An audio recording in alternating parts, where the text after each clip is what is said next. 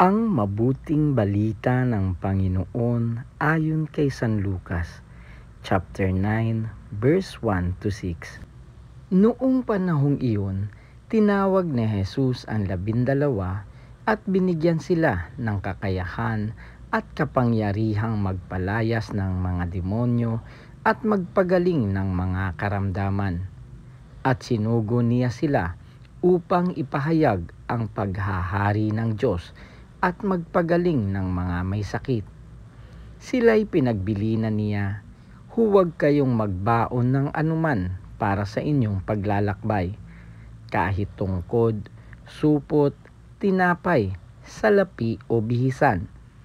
Makituloy kayo sa alinmang bahay na tumanggap sa inyo at manatili roon hanggang sa pag-alis ninyo sa bayang iyon.